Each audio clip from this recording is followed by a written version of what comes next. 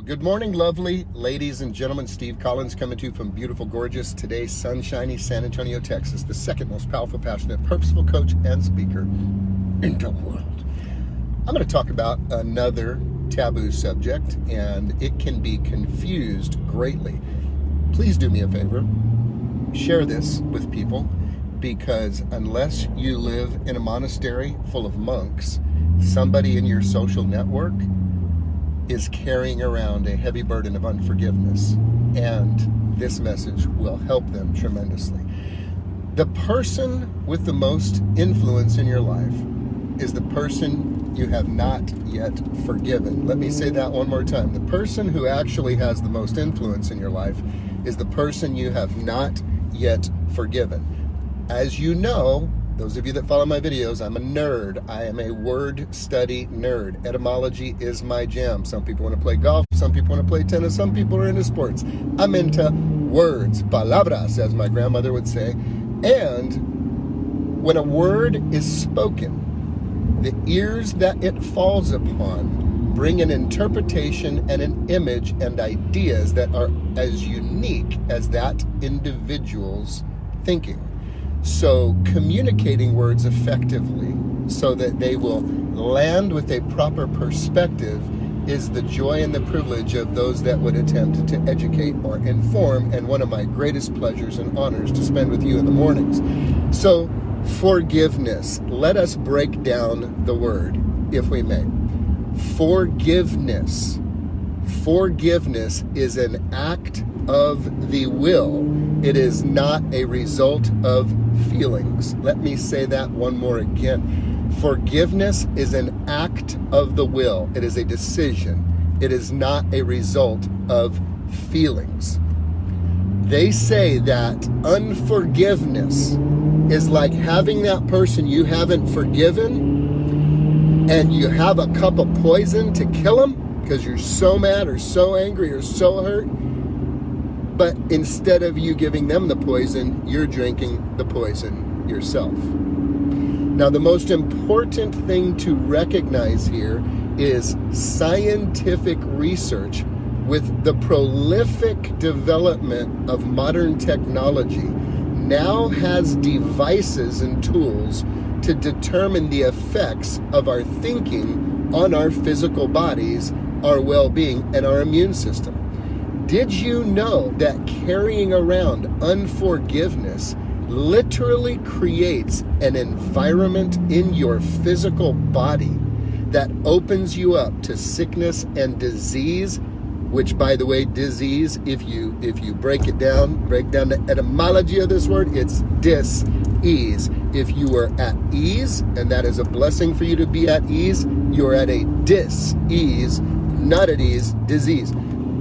Unforgiveness in the mind, because thoughts are things, and the newest neuroscientific tools and machines to study what's happening in the brain that could not be studied prior to the use of new technology is showing that the brain literally releases specific chemicals that change the structure of your brain and create an environment that either propels through positive thinking and gratitude. It either propels, pushes out, it resists sickness and disease, or it creates an environment that invites sickness and disease when there is unforgiveness and negativity in the mind. The chemicals that are released through thoughts affect the physiology of the body. Lots of people have known it. Scientific research was not yet available that was conclusive and agreed upon because the technology was not there to study it. So unforgiveness hurts you. And here's what I want you to hear loud and clear, ladies and gentlemen. This is what your friends need to hear. Forgiving someone is not saying, I'm okay with it.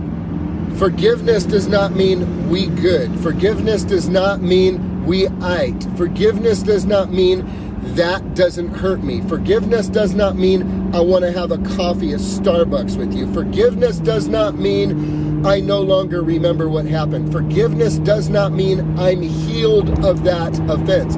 Forgiveness does not mean, I guess I've gotten okay with what they did to me. Forgiveness does not mean that I'm okay with what happened. Forgiveness, if I were to give it language, means this for you.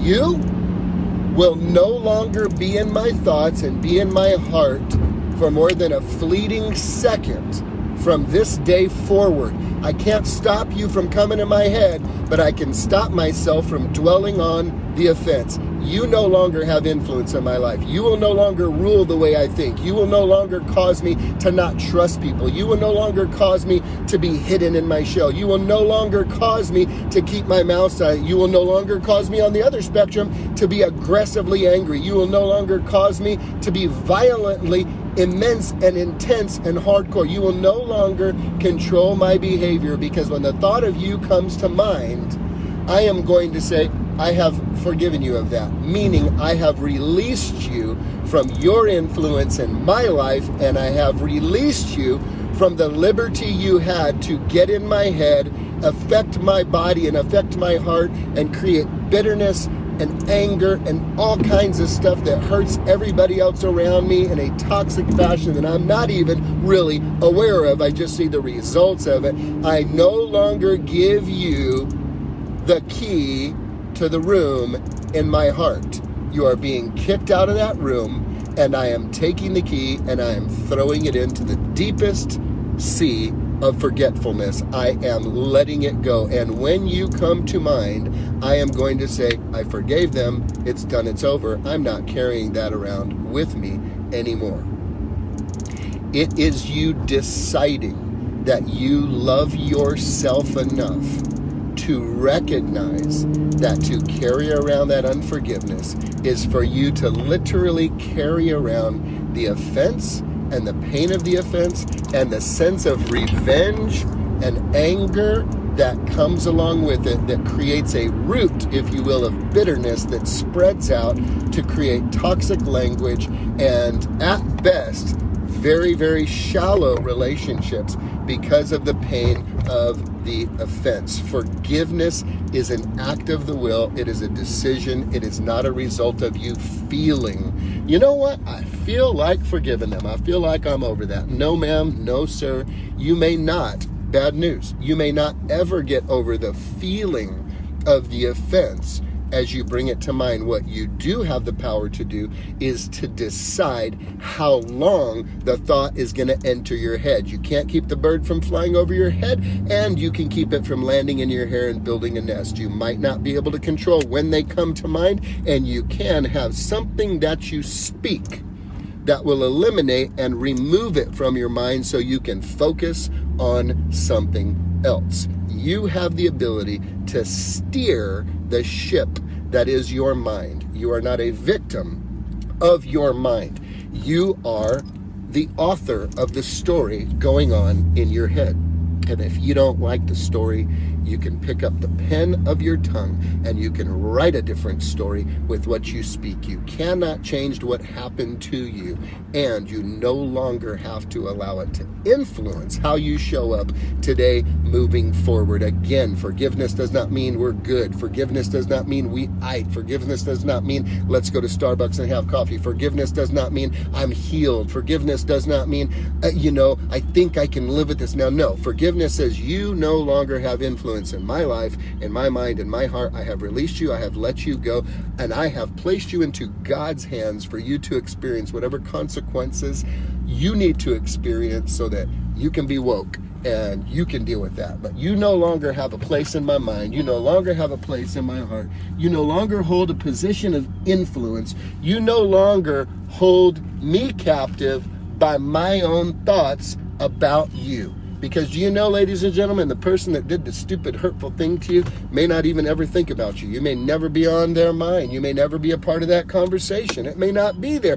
You're the one that's carrying around the poison to poison them, but you're drinking the poison yourself with unforgiveness, creating a physical environment that is conducive to dis-ease, that is conducive to sickness and illness, creating a literal physical environment for stuff to stick in you and attach to you and mess you up. And so the opposite of that is gratitude. So what might that sound like? That might sound like this. You know what? They come to mind, and normally in the past, something may trigger you, and then you may feel victim to going down a dark path of reliving it all over again, or you may see them somewhere, or you may hear of something. You can have the ability to change it with this right here. You know what? I dealt with that. I forgave them. I released them. They no longer have influence in my life. And I'm going to shift my energy right now. And I'm going to start thinking about what I'm grateful for. What am I grateful for today? Okay, right now. Man, we're in San Antonio, Texas. It's December 11th. Look at this. The sun is shining. It's 38 degrees. It is a beautiful day. I'm healthy. I'm whole. I'm feeling good. I got a car to drive. I got a telephone I can use. I have good friends. I have good relationships. I'm excited that I have the ability to decide where I'm going to go today, what I'm going to do today. I have some liberty and freedom to make choices. I could choose to change my life today if I want to. One choice. I could change my life today. I am so thankful for what I do have. And you shift the energy. You have the ability to shift the energy. It is up to you. You are not a victim. So ladies and gentlemen, the person with the most influence in your life is a person you have not yet forgiven. And forgiveness is an act of the will. It is a decision to love you and protect you, and to create an environment in your heart that is conducive to your immune system being built up, that's conducive to your body working the way it should, that's conducive to homeostasis with the interconnected integrity of your mind, will, emotions, your body, and your spirit all working together in unison, because you were created to love and to be loved. You were not created to walk around with unforgiveness and bitterness. Again, forgiving someone doesn't mean you're cool with it. It simply means that you now have the thought, you are hurting yourself, not anybody else. So ladies and gentlemen, give yourself a break today. Let them go. Speak the forget. You don't have to call them. You don't have to talk to them. You don't have to do it anybody else. You can do it yourself. And you can do it with the good Lord. Father, help them. And I forgive them. I release them to your hands. You have your way with them. I'm done. And give me the grace that I need to be able to shift the conversation when they come to mind again, so that I can begin living the life I know that I'm capable of living, no longer allowing them the influence to affect the way that I show up in life with other people from this point forward. And I ask it all in Jesus' name. Do it. See what happens when you let them go. You enter a new chapter of life. Have a great day, guys.